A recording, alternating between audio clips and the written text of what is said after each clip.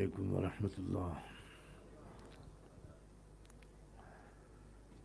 अल्हम्दुलिल्लाहि वकफ़ा वस्सलामुन अला इबादिहि अल्लज़ीना इस्तफ़ा। ख़वातीन व हज़रात,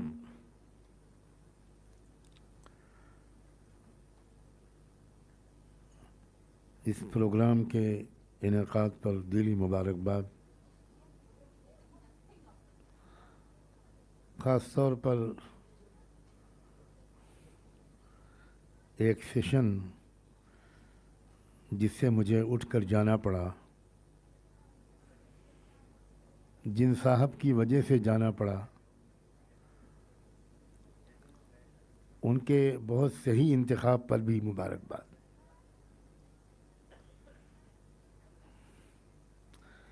या तो वो इंतखाब बहुत सही था या बहुत गलत था। सही उसको इस तरह कहा जा सकता है कि जिस कबीले की नुमाइंदगी कर रहे थे वो, उस कबीले के अखलाक क्या हैं, उसकी अक़ली सतह क्या है, उसकी तहज़ीबी सतह क्या है, ये पूरे ऑडियंस ने ज़ुबान हाल से देख लिया। और इससे अंदाज़ा कीजिए कि किस सतह के लोग हैं जिनके हाथ में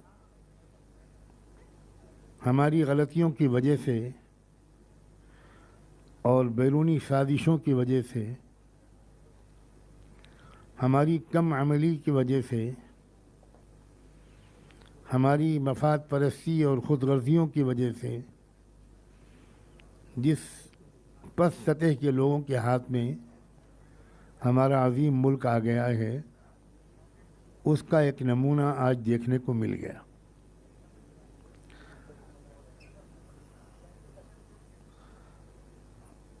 बजाय इसके कि मैं उन मसाइल पर गौर गुफ्तगू करूं जिन पर बहुत गुफ्तगू हो चुकी है और जिन पर जितनी भी गुफ्तगू की जाए कम पड़ेगी, कम महसूस होगी,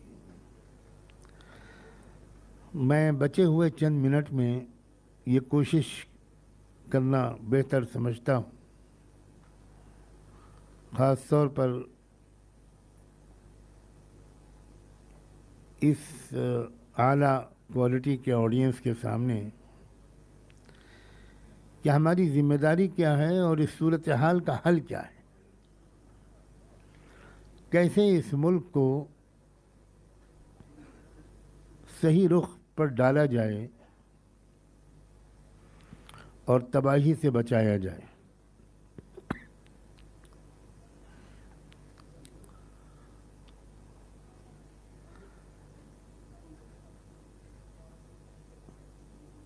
इस मुल्क की अक्सरियत जालिम नहीं है, बल्कि इस मुल्क की अक्सरियत मजलूम है। इस बात को समझ लेना चाहिए अच्छी तरह।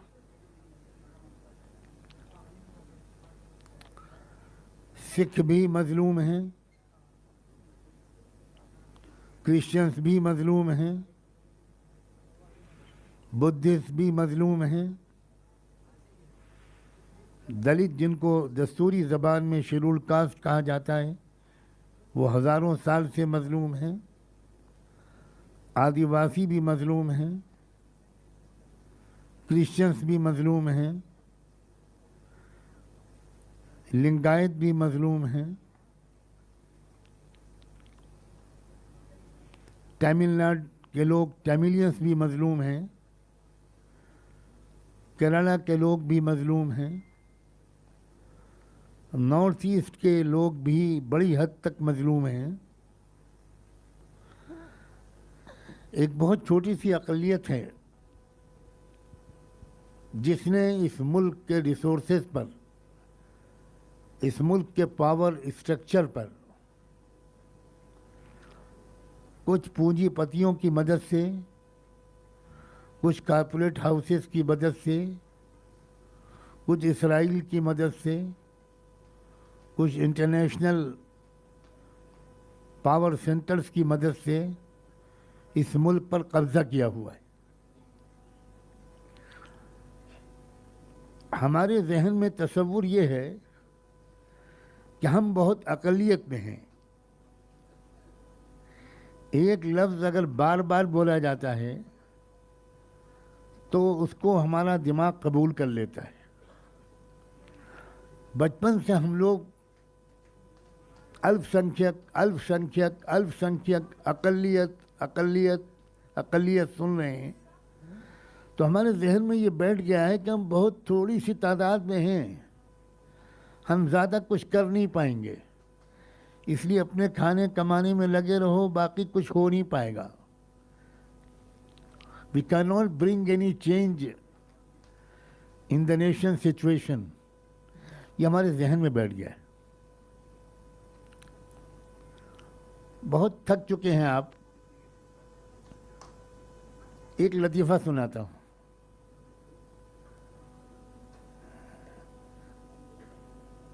एक मौलाना साहब को कुछ हदिया मिला तो वो एक बकरा ख़रीद कर लाए। बहुत खुश खुश बकरा ज़बा होगा, फिर बिरयानी पकेगी, कबाब बनेंगे, बहुत दिन से तरसे हुए हैं। लेकिन मौलाना साहब के 4 शागिर्द थे, बहुत ज़हीन, बहुत शरीर। उन्होंने एक प्लान बनाया और एक बहुत झुककर अदब के साथ मौलाना को सलाम किया और कहा कि उस्ताद जी, ये आप कुत्ता क्यों लेके जा रहे हैं? कुत्ता और आप? तो उस्ताद जी ने डांटा कि तुम्हारा दिमाग ख़राब है, अंधे हुए हो, मैं अभी अभी बकरा मंडी से बकरा लेकर जा रहा हूँ। तो उनका उस्ताद जी, आप तो कभी झूठ नहीं बोलते, आप ही सच कह रहे होंगे, हमें कुत्ता दिखाई पड़ रहा है। उस्ताद जी ने उनको डांटा और बकरा लेकर आगे बढ़े। दूसरा शागिर्द मिला कुछ दूर के बाद, उसने भी सलाम किया बड़े अदब के साथ। उसने भी बड़े ताज्जुब से पूछा कि हज़रत, ये कुत्ता आप क्यों लेके जा रहे हैं, खैरियत तो उस्ताद जी ने फिर डांटा, क्या ये इन बदमाशों को क्या शरारत सूझी, मैं बकरा लेके जा रहा हूँ और ये कुत्ता कह रहे हैं। उनको भी डांट दिया। फिर तीसरा मिला और चौथा मिला। चौथे ने तो हैदराबादी फर्शी सलाम किया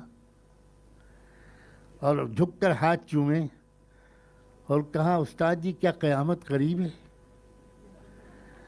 तो उस्ताद ने कहा कि क्या बकवास करते हो? उनका, आप और कुत्ता, यकीनन क़यामत करीब, मैं मर जाऊंगा और मार डालूंगा, आपको कुत्ता नहीं ले जाने दूंगा। कुत्ता मैं पहुंचाऊंगा अगर आपको कुत्ता घर पे रखना है तो, लेकिन आपके साथ कुत्ता नहीं जाएगा। तब उस्ताद को लगा कि कुछ मेरे आंखें ही गड़बड़ हैं, यकीनन ये कुत्ता ही है। धत कह के उन्होंने उस कुत्ते को भगा दिया और उन्होंने उस कुत्ते के बकरे के कान पकड़े, क़िबला-रू लिटाया, शायद लिटाया, और बिस्मिल्लाह अल्लाहु अकबर, और चारों लोगों ने शानदार दावत खाई। सिर्फ 4 लोगों ने बकरे को कुत्ता कहा तो उस्ताद जी ने बकरे को कुत्ता मान लिया। यहाँ पूरा मीडिया हमें अक़लियत अक़लियत अक़लियत अक़लियत कह रहा है और हम सब उन मौलाना साहब की तरह बकरे को कुत्ता माने हुए। मैं पिछले 25-30 साल से मुल्क के कोने कोने में जा रहा हूँ और मुल्क की हकीकी डेमोग्राफी, मुल्क की हकीकी आबादी, उनके अक़ीदे, उनकी सोच, उनकी रिलीजियस आइडेंटिटी, उनकी ट्राइबल आइडेंटिटी, उनकी कास्ट आइडेंटिटी, उनकी आस्थाएं, उस पर मैं बहुत रिसर्च कर चुका हूँ।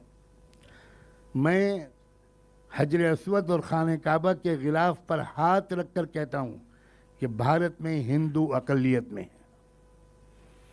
किसी कीमत पर हिंदुओं को अक्सरियत में नहीं माना जा सकता। मैं फिर दोहराता हूँ, सिख हिंदू नहीं हैं, क्रिश्चियंस हिंदू नहीं हैं, बुद्धिस्ट हिंदू नहीं हैं, शेड्यूल कास्ट के लोग हिंदू नहीं हैं, ट्राइबल लोग, आदिवासी लोग जो इस मुल्क के असली बाशिंदे हैं, सबसे कदीम, वो भी हिंदू नहीं हैं। तमिलनाडु के लोग हिंदू नहीं हैं, लिंगायत हिंदू नहीं हैं। आप सोचिए ज़रा, हमारी ये नावाकफ़ी है अपने मुल्क से, और शुरू से जो हमने हिंदुओं को बांटा है, ये सेकुलर हिंदू हैं, ये कम्युनल हिंदू हैं, इस तकसीम ने हमको बहुत धोखा दिया है। पहले सेकुलर हिंदुओं ने हमको नुकसान पहुंचाया, सो कॉल्ड सेकुलर हिंदू। अब वो लोग जो फासिस्ट हिंदू हैं, उनके हाथ में उन्होंने मुल्क को परोस दिया। हमें आज जैसी महफिल में कंक्रीट सॉल्यूशन सोचने चाहिए। हल क्या है मसले का? मैं आपसे बहुत सफाई के साथ कहता हूँ, मुल्क की अक्सरियत से राब्ता कायम करें। Muslim community, Muslim intellectuals, Muslim opinion makers, Muslim policy makers, Muslim members of parliament, Muslim members of legislative assembly, Muslim scholars, Muslim social and political activist और लीडर्स। तब आपको पता चलेगा कि मुल्क में हो क्या रहा है। हम ये समझे हुए हैं कि इस मुल्क की अक्सरियत कम्युनल है। अगर इस मुल्क की अक्सरियत कम्युनल होती, इस मुल्क की अक्सरियत बीजेपी सपोर्टर होती, तो चुनाव में इतने बड़े पैमाने पर धांधलियों की क्या ज़रूरत थी? ये तो इतनी बड़ी पैमाने पर जो धांधलियाँ हमारे मुल्क में अब हो रही हैं, करोड़ों वोटर्स का नाम निकाला जा रहा है, SIR जैसे अजीब व गरीब किस्म के पेचीदा फॉर्मेलिटीज़ कराई जा रही हैं। वोटर को ये साबित करना पड़ रहा है कि मैं भारतीय नागरिक हूँ। वो ये साबित करने में कामयाब हो रहा है कि वो वोटर है, लेकिन ये साबित करना मुश्किल हो रहा है कि वो भारतीय नागरिक है। अजीब व गरीब किस्म की कार्रवाइयाँ क्यों करनी पड़ रही हैं? अगर ये फैशिज्म, ये कम्युनलिज्म मुल्क में आम तौर पर सब ने कबूल किया होता, किसान क्यों नाराज़ हैं? अब जाट लोग भी ऐलान कर रहे हैं कि अब हम ऐलान कर बाकायदा सिख मज़हब कबूल करेंगे। हम जाट हैं, हिंदू नहीं हैं, हमें हिंदू बना दिया गया, इसलिए हम इस बात का ऐलान करने के लिए कि हम हिंदू नहीं हैं और सरकारी कागजात में हम अपने आप को सिख डिक्लेयर करेंगे। वेस्टर्न यूपी से लेकर हरियाणा तक के जाट इस बात का ऐलान कर चुके हैं। हज़ारों हज़ारों की पंचायतें उनकी जमा होकर इसका ऐलान कर रही हैं। हम अपने मुल्क को, सच्ची बात यह है, मुल्क की ज़मीनी सूरत हाल को नहीं जानते। हम मीडिया के ज़रिए से मुल्क को समझने की कोशिश कर रहे हैं। ज़मीनी सतह पर शायद ही कोई मुल्क में इतना जाता होगा आप लोगों में से, जितना मैं अपनी शदीद बीमारियों और कमज़ोरियों के बावजूद मुसलसल सफ़र कर रहा हूँ। अभी मैं पंजाब के सफ़र से आया हूँ। चंद साल पहले, गालिबन 2-3 साल पहले भी मैं पंजाब गया था।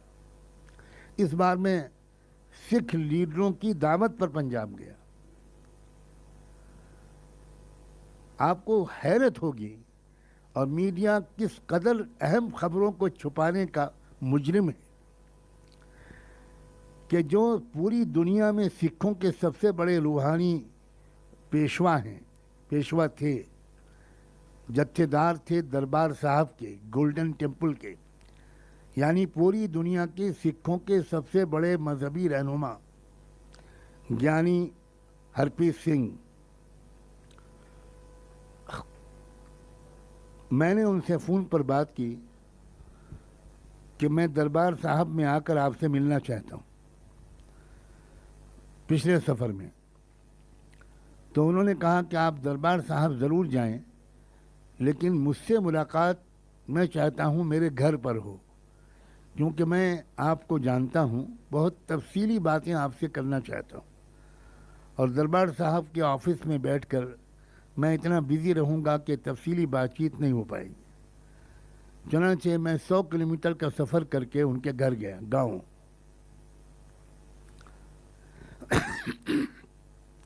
आपको ये जानकर हैरत भी होगी और खुशी भी होगी कि वो थोड़ी देर के बाद उठकर कमरे के अंदर, अपने घर के अंदर गए और एक किताब बहुत खूबसूरत कवर में लिपटी हुई लाए और बड़े अदब के साथ घुटनों के बल बैठकर मुझे पेश किए।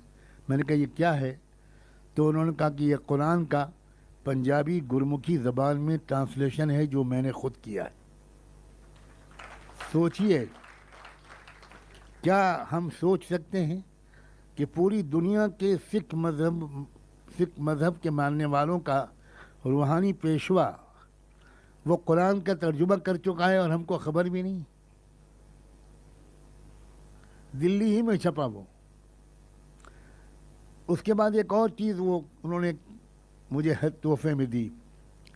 मैंने पूछा ये क्या है? उन्होंने कहा मेरा पीएचडी का थीसिस है जिस पर मैंने डॉक्टरेट की डिग्री ली पटियाला यूनिवर्सिटी से। क्या मौजू है उसका? आप की आंखों में आंसू आ जाएंगे ये सुनकर कि उन्होंने रिसर्च करके साबित किया है कि अल्लाह के जो 99 नाम बाबा गुरु नानक जी ने गुरुवाणी में, गुरु ग्रंथ साहब में बताए हैं कि ये हैं 99 नाम खुदा के। ये वही 99 नाम हैं जो पैगंबर मोहम्मद साहब ने और कुरान ने बताए हैं। ये सीधा सीधा उन्हीं नामों का पंजाबी गुरमुखी ज़बान में तर्जुमा है। मैं जब उनसे बात कर रहा था, उन्होंने उस दरमियान मुझसे पूछा कि आपने कहाँ तालीम पाई है? तो मैंने पहले तो मुस्कुराते हुए पूछा कि ये सवाल आप क्यों कर रहे हैं, बात तो किसी और टॉपिक पर चल रही थी। उन्होंने कहा कि आप उर्दू बोल रहे हैं, आप हिंदी बोल रहे हैं, आप इंग्लिश बोल रहे हैं, आप फ़ारसी के अशार सुना रहे हैं, आप संस्कृत के मंत्र पढ़ रहे हैं, आप अंग्रेज़ी बोल रहे हैं। मैं इस पूछना चाह रहा हूँ कि आपने कहाँ पढ़ा है? तो मैंने कहा मैंने अपने शहर लखनऊ में नदवतुल उलमा में पढ़ा, फिर देवबंद में पढ़ा, अलीगढ़ में कुछ वक्त गुजारा, फिर मैंने इस्लामिक यूनिवर्सिटी ऑफ मदीना में पढ़ा, वहाँ से मैंने रिसर्च मुकम्मल किया। तो मदीने का जब नाम आया, ये सुनाना चाहता हूँ। तो मदीने का नाम सुनते ही वो अदबन सोफे से उतर के नीचे बैठ गए। मैं कुर्सी पे बैठा रहा और वो नीचे बैठ गए। मैं समझा भी नहीं कि क्यों। तो उन्होंने कहा कि आप मदीना से आए हैं, मैं आपके पास नहीं बैठ सकता। आप कितने भाग्यशाली, कितने लकी हैं। फिर मुझसे पूछने लगे फिर मक्का शरीफ आप कितनी बार गए? मैंने कहा मैंने चूँकि तकरीबन 8.5 पौने 9 साल वहाँ गुजारे, तो हर 1-1.5 महीने में हम उम्रा करने जाते थे। मैं बिल्कुल यंग था उस वक्त, तो हर महीने जाते थे। गिनती ही करना मुश्किल है कि कितनी बार मक्के गए। तो उनकी आंखों से आंसू फूट पड़े और कहने लगे आप कितने खुश नसीब हैं कि आपने मक्का का इतना दर्शन किया। मेरा कितना दिल चाहता है कि मैं मक्का जाऊं, मदीना जाऊं। मैं पढ़ता हूं गुरु नानक गए थे मक्का, मैं उसकी कहानियां पढ़ता हूं। वो बगदाद गए थे, वो बाबा फरीद गंज शकर के मुरीद थे। मैं ये सब पढ़ता हूं। बहुत कुछ मेरे अंदर जज्बात हैं। फिर आगे चल के उनसे क्या बातें हुई वो एक लंबी कहानी है।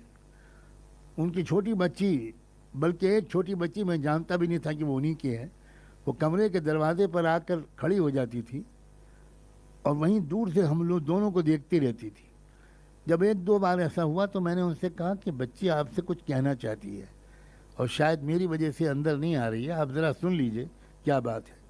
उन्होंने कहा नहीं, कहना कुछ नहीं चाहती, क्योंकि मैंने घर में बता दिया है अपनी वाइफ को कि एक साहब आए हुए हैं मक्का मदीना वाले। तो वो माँ जो है अपनी बेटी को बार बार भेज रही है कि बेटा घर में मत रहो, ये बहुत शुभ घड़ी है, बस दूर से दर्शन करती रहो, कोई साहब आए हैं मक्का मदीना वाले, दूर से दर्शन करती रहो। हम अपने मुल्क को अभी तक पहचाने नहीं हैं। ये आरएसएस के लोगों ने 100 साल यकीनन बहुत मेहनत की है, लेकिन मैं सच कहता हूँ, अगर हम सिर्फ ऐसे ही फंक्शनों में शरीक होने के बजाय अपने मोहल्ले की सतह पर काम कर रहे होते, अपने ऑफिस की सतह पर काम कर रहे होते, अपने नेबरहुड में काम कर रहे होते, हम राब्ता कायम कर रहे होते सिखों से, आदिवासियों से, शेड्यूल कास्ट के लोगों से, ट्राइबल लोगों से, क्रिश्चियन लोगों से, हम लिंगायत लोगों से हम मिल रहे होते हफ्ते में एक दिन। मैं आजकल इसकी तहरीक चला रहा हूँ कि खुदा के बंदो हो, आप खैर उम्मत हो, आप उम्मत मोहम्मदिया के अफराद हो, इसको कुछ तो जस्टिफाई करो, कुछ तो समझो मुसलमान होने का मतलब क्या है। आप पड़ोस में रहते हैं 40 साल से, न वो आपको जानता है न आप उसको जानते हैं। ये इस्लाम नहीं है, ये कतई इस्लाम नहीं है। और सियासी कोशिशों के ज़रिए से सिर्फ सियासतदानों की उम्मीद पर मसाइल के हल की उम्मीद करने वाले न जाने अहमकों के किस जन्नत में रहते, किस दुनिया में रहते हैं वो लोग जो सिर्फ सियासतदानों से उम्मीद रखें। यकीनन मुख्तलिफ टेम्परेचर्स के लोग होते हैं, लेकिन सियासतदानों के सामने, पॉलिटिशियंस के सामने, मुझे सियासतदान ही कहना चाहिए, सियासत अरबी ज़बान का लफ्ज़ है, उसका मतलब बिल्कुल मुख्तलिफ है। उसका मतलब यह है कि ह्यूमन रिसोर्सेज और फाइनेंशियल रिसोर्सेज को ऑर्गेनाइज करके समाज की ऑल राउंड तरक्की की कोशिश करना, यह अरबी में सियासत का तर्जुमा है। और पॉलिटिक्स जो है, इंग्लिश वाला पॉलिटिक्स, ये ग्रीक लैंग्वेज से आया है। पॉलिटिक ग्रीक लैंग्वेज में कहते हैं बाई हुक और बाई क्रुक, किसी भी तरीके से सत्ता पर कब्जा करना। कहाँ सियासत और कहाँ पॉलिटिक्स। तो अब हम जिन चैलेंजेस को फेस कर रहे हैं, उन चैलेंजेस को फेस करने के लिए हमारे पास बहुत इम्कानात मौजूद हैं। ज़रूरत इस बात की है कि हमारी समाजी क़यादत, हमारे इंटेलेक्चुअल्स, हमारे प्रोफेशनल्स, हमारे लेक्चरर्स, हमारे डॉक्टर्स, इंजीनियर्स, हमारे उलमा, हमारे लॉयर्स, हमारे मीडिया और जर्नलिज्म के लोग, वो बैरियर को तोड़कर नेबरहुड के तमाम non Muslims without any discrimination whatsoever हम उनसे राब्ता कायम करें, उनका एतमाद हासिल करें, उनको एतमाद में लें, उनको कॉन्फिडेंस दिलाएं, गलतफहमियों को दूर करें, आवाम के दरमियान एक डायलॉग शुरू हो, किसी लेबल के बगैर, किसी साइन बोर्ड के बगैर, किसी ठप्पे के बगैर। एक भारतीय नागरिक होने के नाते, एक इंडियन सिटीजन होने के नाते, एक मुल्क का एक वेल विशर होने के नाते, एक ऐसे शहरी होने के नाते जिसकी दिली तमन्ना हो कि हमारा मुल्क तरक्की करे, हमारा मुल्क वाकई विश्वगुरु बने, हमारा मुल्क तरक्की करे माशी लिहाज से भी, इकोनॉमिकली भी, फ़ौजी लिहाज से भी, हमारा मुल्क तरक्की करे डिफेंस के लिहाज से भी, हमारा मुल्क तरक्की करे स्पेस और साइंस और टेक्नोलॉजी के लिहाज से भी, हमारा मुल्क तरक्की करे अखलाकी कदरों के लिहाज से भी, रूहानी उसूलों के लिहाज से भी, अमन व इंसाफ के लिहाज से भी। क्योंकि जब तक इंसाफ नहीं होगा अमन नहीं हो सकता। मुमकिन ही नहीं है कि कहीं पर नाइंसाफ़ी हो और वहाँ पर अमन हो, ये हो ही नहीं सकता। और यही इस वक्त हमारे मुल्क में हो रहा है। मैं मुल्क के मुस्तकबिल के बारे में बहुत पुरुम्मीद हूँ। वैसे भी मैं बाय नेचर, खुदा ने मुझे एक ऑप्टिमिस्टिक इंसान बनाया है, मेरी सोच पॉजिटिव है। मैं नेगेटिव चीज़ों के अंदर से भी पॉजिटिव चीज़ निकाल लेता हूँ। मैं जो उठकर बीच में गया उसकी वजह ये हुई कि मैं अपने अंदर नेगेटिविटी महसूस करने लगा, क्योंकि इतनी वाहियात बाजारी सतह की बात हो रही थी कि उसका असर मेरी तमाम तर पॉजिटिविटी होने के बावजूद मेरे अंदर नेगेटिविटी आने लगी। तो मैंने कहा कि मुझे यहाँ से हट जाना चाहिए, क्योंकि मैं बहुत मुस्तकिल मिजाजी के साथ, पॉजिटिविटी के साथ चैलेंजेस को अपॉर्चुनिटीज़ में कन्वर्ट करने की मशक करता हूँ। चाहता हूँ कि चैलेंजेस आएँ, उनसे घबराया ना जाए, गुस्से में ना आया जाए, मायूस ना हुआ जाए, बल्कि उन्हीं को अपॉर्चुनिटीज़ में कन्वर्ट किया जाए। रहमत दो आलम सैयदना मुहम्मदुर रसूलुल्लाह सल्लल्लाहु अलैहि वसल्लम ने सिर्फ 23 साल के अरसे में, और उनके तैयार करदा लोगों ने सिर्फ 20, 25, 30 साल के अरसे में जो पूरी दुनिया को फतेह कर लिया, तकरीबन पूरी दुनिया को हर फतेह के पीछे कोई चैलेंज हुआ करता था। बस ये कि चैलेंज का कैसे मुकाबला किया जाए, यह है एजुकेट करने के लायक चीज़। हमारे जलसों में जज्बाती बातें होती हैं, लेकिन ये नहीं, आवाम को सुनने को नहीं मिलता, बड़े बड़े लीडर्स की ज़ुबानी भी, कि इन चैलेंजेस का मुकाबला हम कैसे करें।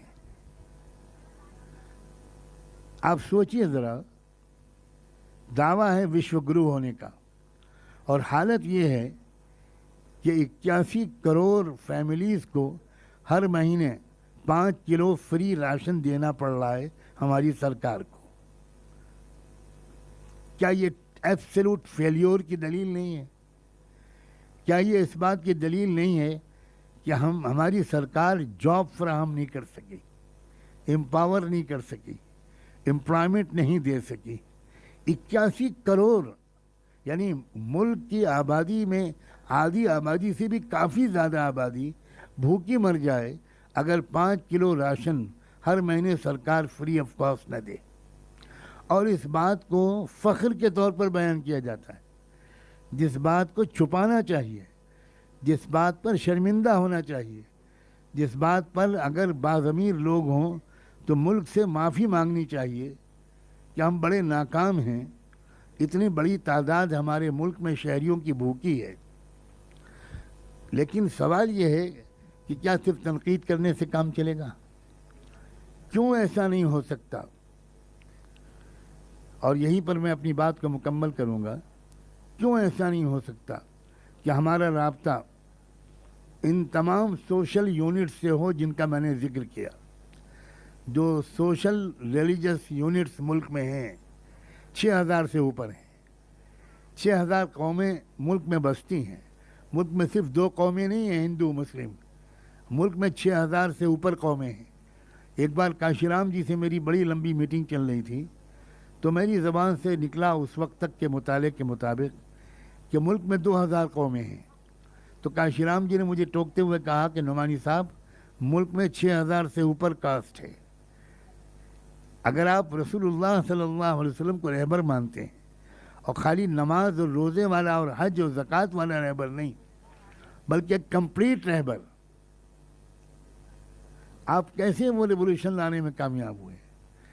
आपने जब मक्की ज़िंदगी थी तब भी आपने मुआहिदे किए। जो निस्बतन शरीफ, पॉजिटिव सोच के और अमन पसंद लोग थे, आपने उनका प्रोटेक्शन लिया, उनकी हिमायत ली। और जब आपको मदीने आना पड़ा तो मदीने आने के बाद फौरी तौर पर आपने उस वक्त एक मीटिंग बुलाई। पहला काम आपने मदीने पहुंचने के बाद, मस्जिद की तामीर शुरू करने से भी पहले, आपने यहूदियों के 5 कबीले थे मदीने में, उनके लीडर्स की मीटिंग बुलाई। मुशरिकीन अरब के 2 कबीले थे, औस और खजरज, उनके भी लीडर्स की मीटिंग बुलाई। मुहाजिरीन व अंसार के नुमाइंदे तो आपके साथ थे ही। और वहाँ उस मीटिंग में उसके एजेंडे के तौर पर क्या रखा आपने? आपने सिर्फ एक ही बात रखी। आपने जो कुछ आपने फरमाया उसका मैं आसान ज़ुबान में ख़ुलासा पेश करने की कोशिश करते हुए कहता हूँ। आपने ये फरमाया कि मुझे ऐसा महसूस होता है कि तकदीर इलाही ने अब मेरे लिए भी मदीने का क़याम मेरी किस्मत में लिख दिया है।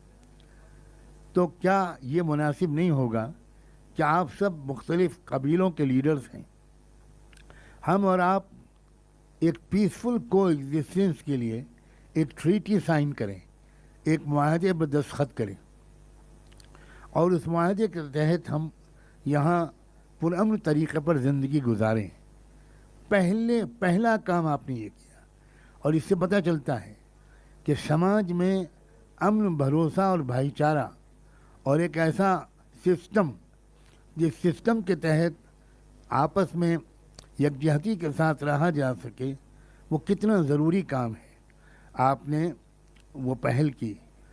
आप हैरत ज़दा रह जाएंगे शायद कि एक यहूदी लीडर पहले खड़ा हुआ और उसने रिस्पॉन्ड करते हुए कहा कि मोहम्मद, मैं अपने कबीले की तरफ से डिक्लेयर करता हूँ कि आपकी तजवीज़ से पूरा इत्तेफाक है और मैं उसमें ऐड करते हुए ये कहता हूँ कि आप बाहर से आए हैं और हमें अभी आपसे कोई शिकायत नहीं है, इसलिए क्यों ना हम आपको ही अपना हकम मान लें, आपको ही अपना आर्बिट्रेटर मान लें, और अगर हमारे दरमियान आपस में कोई भी डिस्प्यूट हो तो हम फिर आप से ही शिकायत करें, आप ही के फैसले को मानें।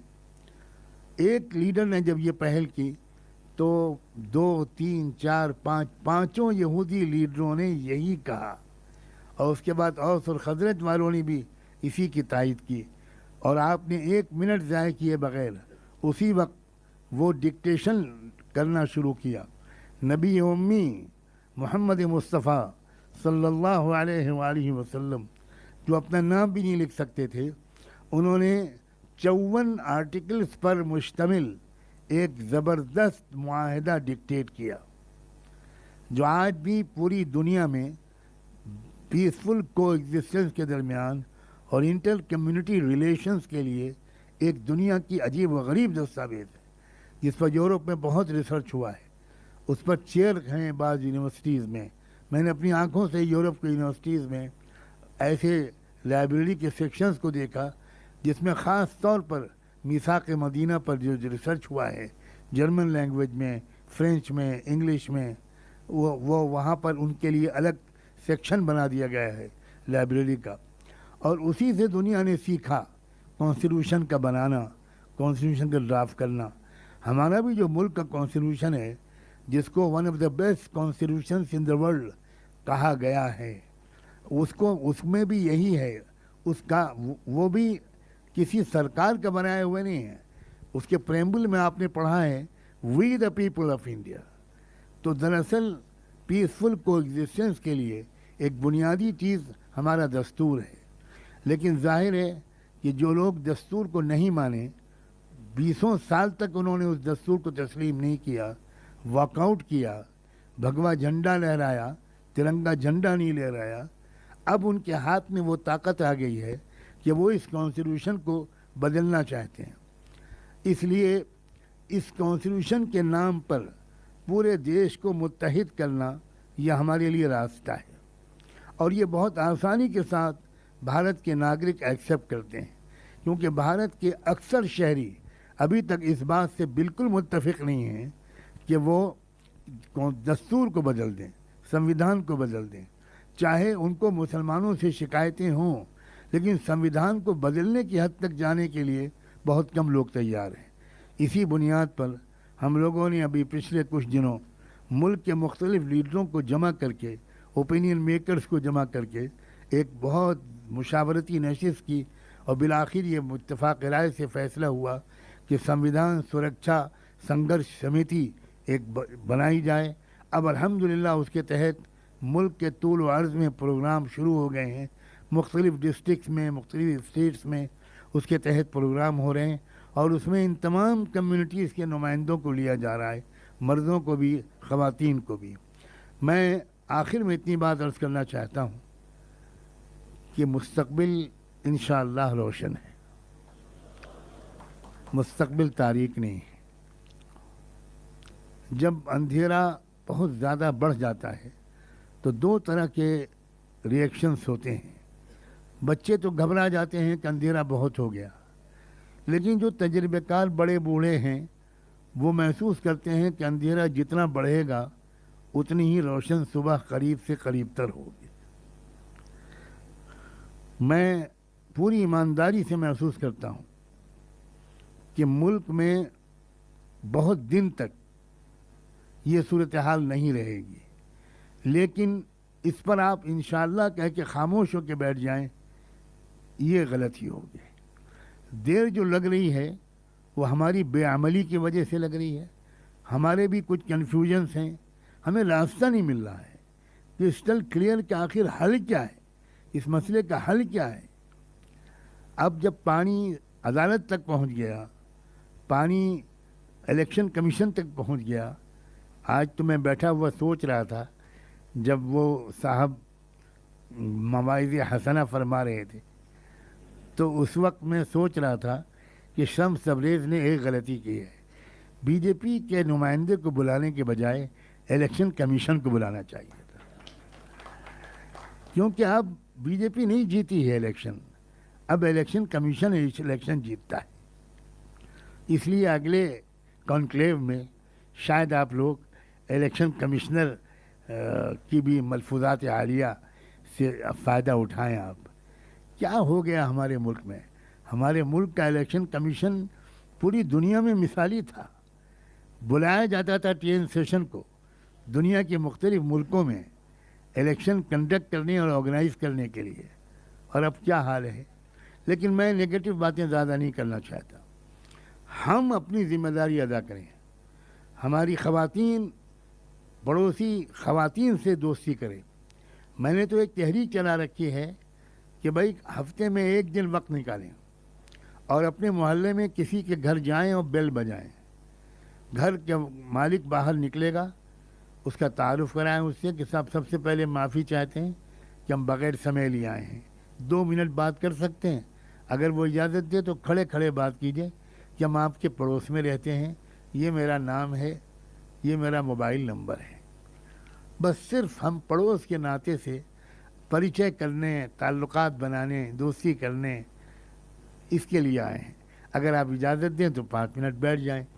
अब 2 ही शक्लें होंगी, या तो वो उस वक्त माजरत करेगा कि भाई साहब इस वक्त तो मेरे पास वक्त नहीं है, फिर कभी आइएगा, जी बहुत अच्छा, बहुत शुक्रिया, या वो उसी वक्त बुला लेगा अपने पास और आप बैठ जाइए और कहिए आपके पास हम ना नोट लेने आए हैं ना वोट लेने आए हैं, सिर्फ भाईचारे का एक माहौल बनाना चाहते हैं अपने मोहल्ले में।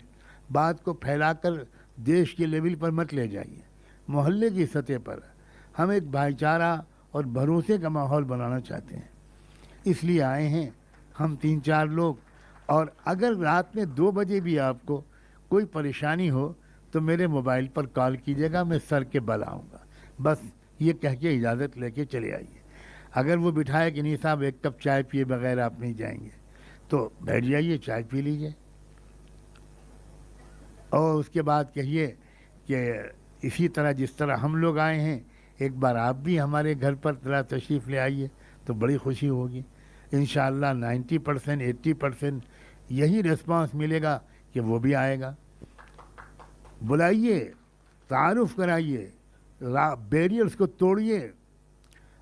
मैं आपको क्या बताऊं मैं किस घर में पला हूँ, मेरे वालिद साहब के ताल्लुकात किस तरह के थे। जिस दिन उनका जनाजा निकला है लखनऊ में 1997 में, 4 मई 1997, उस दिन हालत ये थी कि पूरा लखनऊ शहर बंद कर दिया गया। 100% ताजिरों ने अपनी दुकानें बंद कर दी। रिक्शे वाले जो रिक्शा चलाते थे वो रिक्शा उन्होंने किनारे रख खड़ा कर दिया। हाँ, कोई कब्रिस्तान जाना चाहता था, बूढ़ा आदमी जो 8-9 किलोमीटर पैदल चल के नहीं जा सकता था, उसको रिक्शे वाले बग़ैर पैसे लिए कब्रिस्तान पहुंचा रहे थे। एक अजीब माहौल था, क्योंकि हमारे हज़रत वालिद साहब का अजीब इतना बड़ा दिल था। वो इंतहाई मकबूल व महबूब मुसलमानों में भी थे, इंतहाई मकबूल व महबूब गैर मुस्लिमों में भी थे। बड़े अजीब व गरीब वाक़यात हैं। तो असल में जो इस्लामी अखलाक हैं वो सिर्फ मस्जिदों के बयानों तक महदूद हो गए हैं। वो उस तरह हम इनिशिएट नहीं करते, हम पेशकदमी करके खुद पहल करें। अगर कहीं पर हमको कुछ तीखा जवाब मिले तो क्या हम रसूलुल्लाह से ज़्यादा मुअज़्ज़ज़ हैं? उन्हें क्या क्या सुनना पड़ता था, मगर हज़ारों लाखों दुरूद व सलाम हो उन पर, वो तो कभी बद्दुआ नहीं देते थे, कभी मायूस नहीं होते थे। हमारे लिए वही आइडियल हैं, वही हमारे लीडर हैं, वही हमारा नमूना है। और हम पूरे इस्लाम पर चलेंगे तो मुल्क के हालात बदलेंगे। यहाँ असल में हमारी ये गलती है कि हम इस्लाम के थोड़े से हिस्से पर चल रहे हैं।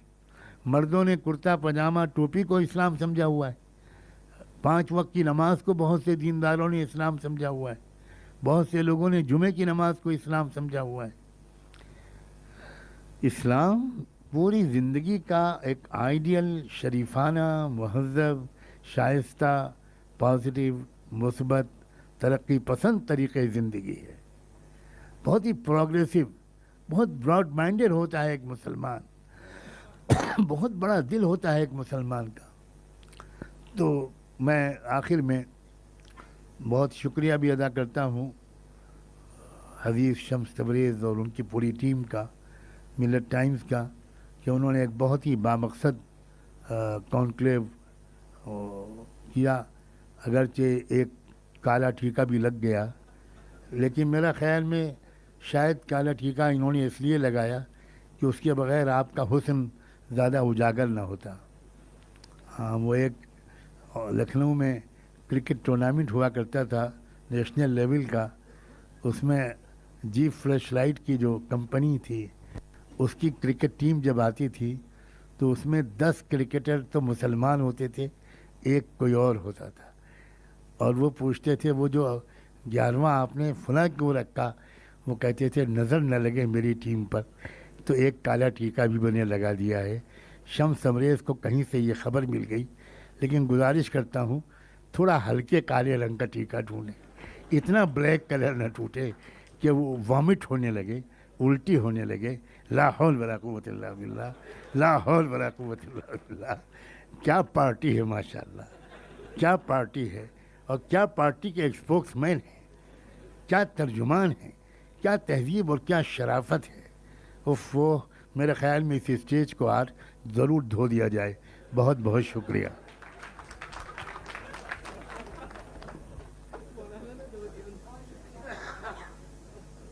ऑन है। बहुत शुक्रिया मौलाना खलीलुर रहमान सज्जाद नुमानी साहब। यकीनन आपने बहुत सबक आमोज़ और ज़िंदगी को एक नई राह दिखाने वाली बातें कहीं। बहुत बहुत शुक्रिया। और हम सभी जानते हैं कि मिलत टाइम्स अपने 10 साला सफ़र को आज कॉन्क्लेव की शक्ल में यहाँ मना रहा है।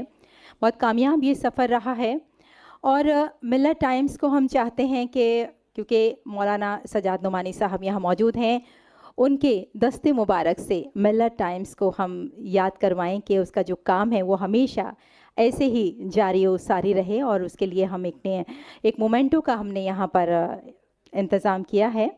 मैं चाहूँगी कि जनाब मिलत टाइम्स से फ़हीम अनवर साहब इस वक्त स्टेज पर आएँ और मौलाना खलीलुर रहमान सज्जाद नुमानी साहब उनको ये मोमेंटो पेश करें। मिलत टाइम्स की जो कारकर्दगियाँ हैं, जो 10 साला इसका कामयाब सफ़र है, इसके एवज़ में ये मिलत टाइम्स को दिया जा रहा है। और आप सबसे मेरी गुजारिश है कि ज़ोरदार तालियों से आप मिलत टाइम्स की कारकर्दगियों को सराहा सकते हैं। बहुत बहुत शुक्रिया। और साथ ही बहुत शुक्रिया सर। और अब मैं यहाँ स्टेज पर बुलाना चाहूँगी लेंस टेक के चेयरमैन हैं अब्दुल माजिद राही। यहाँ मौजूद नहीं हैं, मुंबई से आप हैं, लेकिन मैं आपको यहाँ आए हैं। ओके, लेंस टेक के चेयरमैन अब्दुल माजिद राही यहाँ मौजूद हैं। और आपको हम यहाँ बता दें कि आप मुंबई से तशरीफ़ लाए हैं और मिलत टाइम्स के लिए एक तोहफ़ा लेकर आए हैं। वैसे तो बहुत सारे तोहफ़े आए हैं आज मिलत टाइम्स के लिए, लेकिन सारे ही हम यहाँ इस टाइम स्टेज पर नहीं आप तक पहुँचा सकते। लेकिन अब्दुल माजिद राही जो तोहफ़ा लाए हैं वो हम यहाँ आपके सामने मिलत टाइम्स को देना चाहते हैं। और लेंस टेक के आप चेयरमैन हैं अब्दुल माजिद राही साहब, बहुत बहुत शुक्रिया आपका।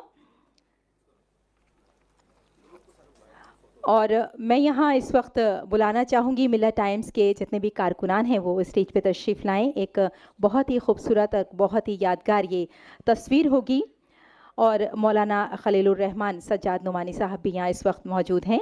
उनके साथ एक खूबसूरत तस्वीर मिलत टाइम्स के कारकुनान के लिए। बराए करम जितने भी आपके कारकुनान हैं मिलत टाइम्स के, जल्दी से आ जाएँ। बहुत शुक्रिया। और ये मिलत टाइम्स के स्टाफ है पूरा, जिन्होंने बहुत मेहनत की है आज के दिन के लिए। ये खूबसूरत कहकशा जो सजाई गई है, यकीनन इनकी मेहनत का ये आज समरा है, और यकीनन ये समरावर जो सफ़र है इनका यकीनन ऐसे ही आगे बढ़ता रहेगा। मौलाना खलीलुर रहमान सज्जाद नुमानी साहब की जो दस्ते मुबारक से इनको यकीनन ये आज जो अवार्ड मिला है मिलत टाइम्स को, उनकी जो एक सबक आमोज़ बातें हैं, यकीनन ये मिलत टाइम्स के लिए एक नई राह की शक्ल